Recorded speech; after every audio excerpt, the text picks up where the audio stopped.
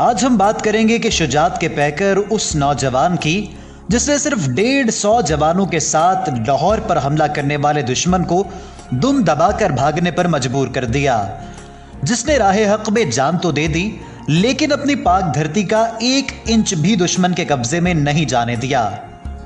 आज दुनिया जिसे मेजर अजीज भट्टी शहीद और मुहाफिज लाहौर के नाम से याद करती है।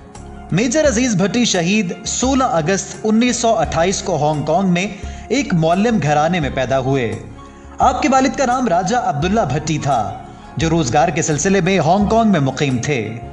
राजा अजीज भट्टी बहन भाइयों में चौथे नंबर पर थे। इब्तिदाई तालीम हांगकांग में ही हासिल की। अजीज भट्टी बचपन से ही सबकी आंख का तारा थे। नाजरीन, 1939 में दूसरी जंग अजीम शुरू हुई तो हांगकांग भी उसकी जद में आ गया।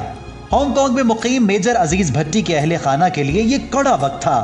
1946 में हालात के पेश नजर उन्होंने हिजरत का फैसला किया और पाकिस्तान में अपने आबाई गांव लादिया के मकाम पर आबाद हुए, जो जिला गुजरात में वाक़या है। अजीज भट्टी की शादी गांव के सूबेदार की बेटी जरीना बीबी से हुई। ये शादी अजीज भट्टी के लिए खुशियों का पैगाम लाई और कुछ ही माह बाद उन्होंने ऑल इंडिया फौज में शमूलियत इख्तियार कर ली। इसी साल पाकिस्तान भी मार्ज़े वजूद में आ गया। यूं भट्टी साहब रावलपिंडी आ गए और पाकिस्तान मिलिट्री एकेडमी का हिस्सा बने। अपनी काबिलियत के बलबूते पर बेहतरीन कैडेट का एजाज जीता और सॉर्ड ऑफ ऑनर हासिल की। पासिंग आउट परेड में उन्हें शहीद मिल्लत लियाकत अली खान ने गोल्ड मेडल से नवाजा। राजा अजीज भट्टी ने पंजाब रेजिमेंट में सेकंड लेफ्टिनेंट की हैसियत से शमूलियत इख्तियार की। 1955 में जब राजा अजीज भट्टी कैप्टन बने तो उन्हें मजीद ट्रेनिंग के लिए कोयटा जाने का मौका मिला, जहां उन्होंने इम्तिहान में पहली पोजीशन हासिल की। इस अचीवमेंट पर उन्हें मजीद कोर्सेज के लिए कनाडा भेजने का फैसला किया गया। साथ ही मेजर के रैंक पर तरक्की भी दे दी गई। वक्त का पहिया चलता रहा और यूं 1965 का साल भी आ गया। राजा अजीज भट्टी छुट्टियों पर अपने अहले खाना के साथ वक्त गुजार रहे थे कि अगस्त की एक सुबह अचानक उन्हें पैगाम मौसूल हुआ, जिसमें छुट्टियां मनसूख होने और फौरी रिपोर्ट करने का कहा गया था। खाने की मेज पर बेगम ने अफसुर्दगी से पूछा, हालात नॉर्मल होने पर छुट्टियां मिल जाएंगी ना? राजा अजीज भट्टी बोले, बेगम, एक फौजी की जिंदगी में तो ये उतार चढ़ाव आते ही रहते हैं। नाजरीन, अजीज भट्टी के बच्चे भी उन्हीं की तरह बहादुर थे। उनके छोटे साहबजादे ने कहा, पापा क्या जंग होने वाली है? अजीज भट्टी ने कहा, लगता है अब जंग होकर रहेगी। इस पर उनके जमा हौसला बेटे ने मुक्का लहराते हुए कहा, दुश्मन का डट कर मुकाबला करना। और फिर 6 सितंबर का वो दिन आया जब बुज़दिल और मक्कार दुश्मन ने रात के अंधेरे में पाकिस्तान पर लाहौर की जानिब से हमला कर दिया। लेकिन उन्हें यह मालूम नहीं था कि उनका सामना अजीज भट्टी से होने जा रहा है। पाक सरजमीन का यह अजीम मुजाहिद अपने मुट्ठी भर जवानों के साथ बरकी के महाज पर मौजूद था। मेजर अजीज भट्टी जिस कंपनी की कमांड कर रहे थे, उसके 2 प्लाटून BRB नहर के अगले किनारे पर मुतय्यन थे। मेजर भट्टी ने बरकी गांव के बाला खाने पर OP पोस्ट को मुंतखब किया, जहां से वो दुश्मन के एक एक कदम का अंदाजा लगा सकते थे। मेजर अजीज भट्टी ने डटकर भारतीय फौज का मुकाबला किया। ये लश्कर जैसे ही आगे बढ़ता, राजा अजीज भट्टी ताक ताक कर निशाने लगवाते और देखते ही देखते दुश्मन फौज के टैंक और तोपें राख का ढेर बन जाती। 7 सितंबर का सूरज शुरू हुआ तो अजीज भट्टी मुल्क के दिफा में सबसे आगे थे। आपने दुश्मन का जायजा लेने के लिए आंखों के साथ दूरबीन लगा रखी थी। अचानक दुश्मन दरख्तों की ओट लेते हुए आगे बढ़ता हुआ नजर आया।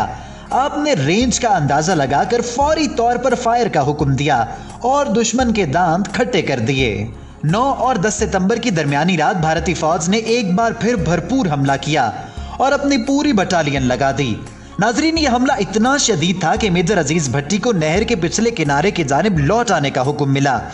लेकिन मेजर अजीज भट्टी ने नारे तकबीर बुलंद करते हुए अपने जवानों को भरपूर हमले का हुक्म दिया।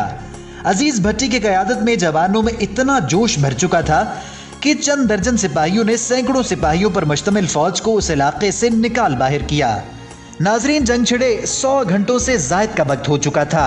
अजीज भट्टी मुसलसल जाग रहे थे। उनकी आंखें सूज चुकी थी, लेकिन वो वतन की मोहब्बत में बिल्कुल चौकस और अलर्ट थे। उनके कमांडिंग ऑफिसर ने उन्हें आराम करने के लिए वापसी का हुक्म दिया तो इस धरती के बहादुर सबूत ने कहा, सर, ये बड़ा नाजुक महाज है और मैं दुश्मन के सभी हरबे जान चुका हूं। नए ऑफिसर को उनकी चालें समझने में टाइम लगेगा। आप मुझे वापस मत भेजिए। मेजर अजीज भट्टी नींद और भूख की परवाह किए बगैर दुश्मन को नुकसान पर नुकसान पहुंचा रहे थे। एक जवान आपके लिए खाना लेकर आया और कहा कि मैं उन पर नजर रखता हूं, आप खाना तनावुल फरमा लें। मेजर ने कहा, दुश्मन सर पर है, वो एक लम्हे के लिए भी पीछे नहीं हट सकते। हवालदार, जिसका नाम अकरम था, बोला, सर मैं भी अच्छा ऑब्जर्वर हूं और रेंज बताकर फायरिंग करवाता हूं। आप खाना खाने के लिए बैठ गए, अभी चंद लुकमे ही तनावुल किए होंगे कि हवलदार की बताई हुई रेंज पर किए गए फायर मिस हो गए। मेजर अजीज भट्टी ने फौरी दूरबीन पकड़ी और ठीक जगह पर निशाने लगवाए कि दुश्मन दुम दबाकर भाग खड़ा हुआ। जंग का छठा दिन था। आपने अपनी दूर अंदेशी और जंगी हिकमत अमली से हरीफ फौज के दांत खट्टे कर दिए थे। खुद दुश्मन भी इस बात को तस्लीम कर चुका था कि जब तक अजीज भट्टी मौजूद है वो पेशकदमी नहीं कर सकते। मेजर अजीज भट्टी ने सिर्फ 150 जवानों के साथ दुश्मन को भारी जानी नुकसान पहुंचाया था। पाकिस्तान के सिर्फ 11 जवान शहीद हुए थे, जबकि भारत के सैकड़ों फौजी जहन्नुम वासिल हो चुके थे। 12 सितंबर का सूरज तलू होने से पहले राजा अजीज भट्टी ने नमाज पढ़ी, बालों में कंघी की। यह उनकी जिंदगी की आखिरी सुबह थी। सूबेदार गुलाम मोहम्मद के साथ चाय पीने लगे। सूबेदार 10 शनाज भी था। आपने पूछा, गुलाम मोहम्मद बताओ, मेरी किस्मत में शहादत है या नहीं?